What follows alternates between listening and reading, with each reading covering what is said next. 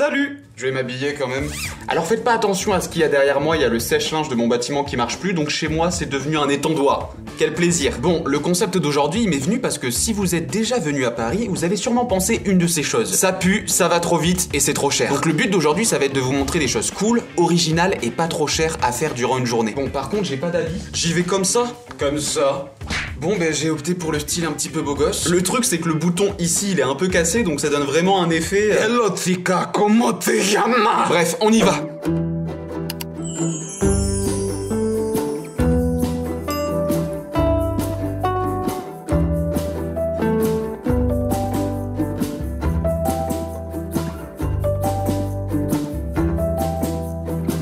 Bonjour à tous, en cette belle journée au Jardin des Plantes, direction la galerie de paléontologie pour voir des squelettes avec votre émission préférée, les deux teubés au musée. Let's go! Ça c'est un tapir? Tapir de l'Inde. Ah mais c'est parce qu'en Inde ils sont très bons en couture, du coup les tapirs ils sont... Putain là, moi c'est la queue qui m'impressionne, la queue...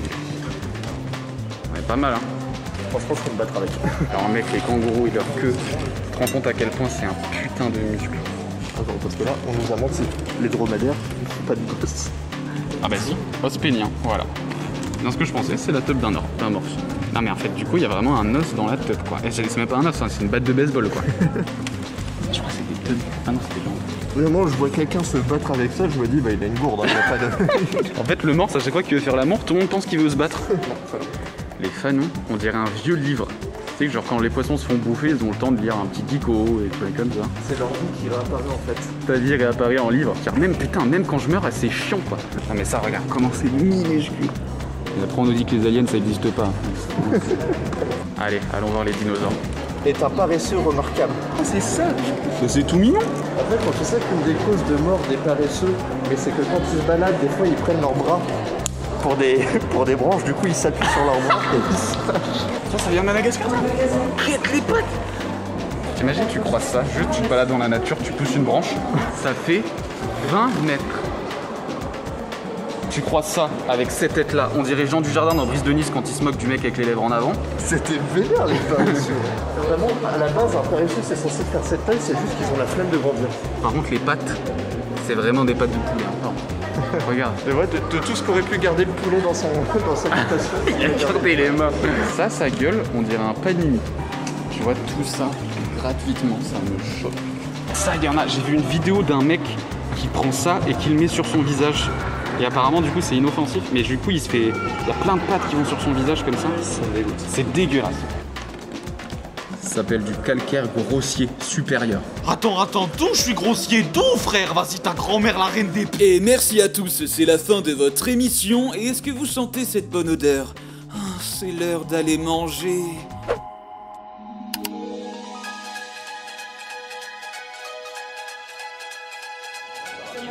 Non mais frère, c'est le petit. Ah bah moi... Voilà, je regrette plus du tout. Merci beaucoup. Ça bouge et c'est pas le vent. Alors, dans le livre, la trilogie de Matsuya Makase, que je conseille, de Dale Furatani, il n'y a pas tout le bégaiement qui va avec dans le nom. Il explique que les samouraïs avant ne mangeaient pas la soupe comme ça. Parce que vu que c'était chaud, tu pouvais ne pas voir la personne mettre un coup qui venait t'ébouillanter le visage, après il te pétait la gueule.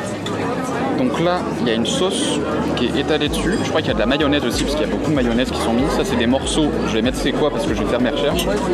Ça, c'est du gingembre, je crois. Et tout en dessous, c'est une genre d'omelette. C'est une genre d'omelette japonaise. On va goûter ça aussi. 1, 2, 3. Ça a exactement le goût de ce que j'imaginais. Ouais, il y a une texture un peu caoutchouteuse. Il y a un arrière-goût. En vrai, ça merde.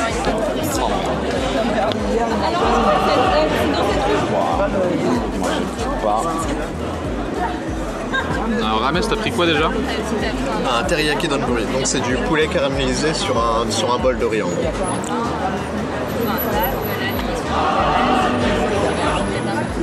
C'est hyper bon.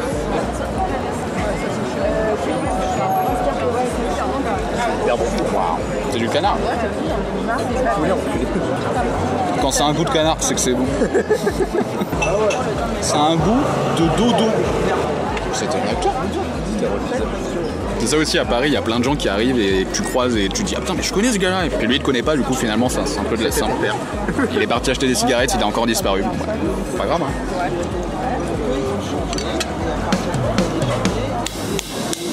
Pardon quoi? Un petit dessert? Allons à Princesse Crêpe.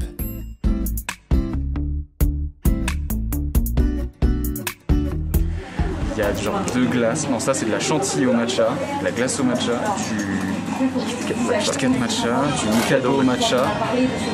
Un truc. Je ne comprends pas ce qui se passe.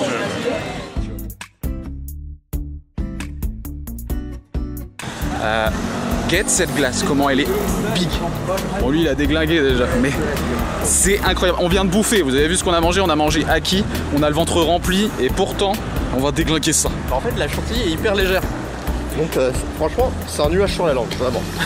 Ce qui est cool, c'est qu'en plus, on peut faire sa propre glace. Donc on peut faire une glace blindée à la chantilly avec du caramel. Donc je pense que pour découvrir des goûts, il y a même des boissons un peu asiatiques là-bas, c'est cool. C'est tout petit, c'est tout mignon, je vous conseille d'y aller.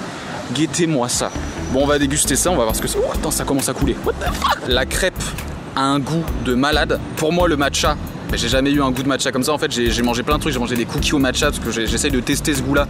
Et ça tue sa mère. Il y avait un Kit Kat dedans, il y a un Mikado. Je vais la démonter cette crêpe. Moi, j'ai pris une crêpe de luxe. Donc, il y a tout dedans. Il y a tout. J'ai retrouvé un membre de ma famille dedans. Au fond de la crêpe, il y a des Oreos. Vous voyez là, le bâtiment bleu là-bas? Ça s'appelle comment, le centre Georges Pompidou? C'est ça. Donc Hermès dit qu'il y a des expositions gratuites, donc on peut rentrer et utiliser les toilettes sans aller dans l'exposition. Voilà, petit conseil à Paris. Je viens de me renverser de la glace sur la main, on dirait que je me fais chier dessus par un pigeon.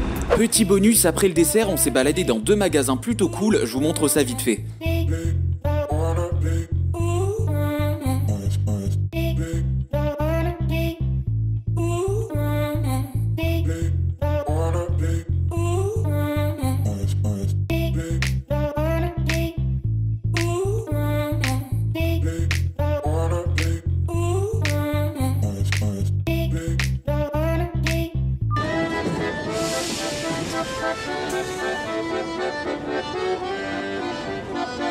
Ok, bon, petit débrief de fin de journée. C'était une journée très cool, on a beaucoup marché, comme à chaque fois à Paris, vaut mieux marcher que prendre le métro parce qu'en fait il y a tout qui est à côté. En vrai, vraiment, moi ma base à Paris c'est Châtelet-Les Halles. À partir de là, vous pouvez tourner un petit peu partout et ça vous fera à peu près 1 heure, 1 heure et demie de marche dans la journée, ce qui en vrai, par rapport à ce que vous allez bouffer, est plutôt pas mal. Donc voilà, pour résumer, je rappelle que le musée de ce matin était gratuit ou sinon pas trop cher, et même si parfois c'est un peu glauque, c'est très cool, les enfants aiment beaucoup, la famille kiffe, enfin vraiment c'est hyper abordable et c'est super cool. Le jardin des plantes c'est une valeur sûre. Ensuite le restaurant Aki, comme d'habitude trop bon, trop cool. Petite déception qu'il n'y ait pas le potiron frit, mais bon, si vous avez l'occasion de le tester, il reviendra apparemment en hiver, testez-le. Et ensuite, que dire, la surprise de la journée, la glace incroyable, hyper légère, comme a dit Ramès, c'était un petit nuage, on était au 7e ciel, la vie doit. Donc voilà, j'espère que ce premier épisode vous a plu. C'est la première fois que je tourne avec cette caméra, donc j'essaye de peu à peu la dompter. Je sais pas si ça a bien marché là.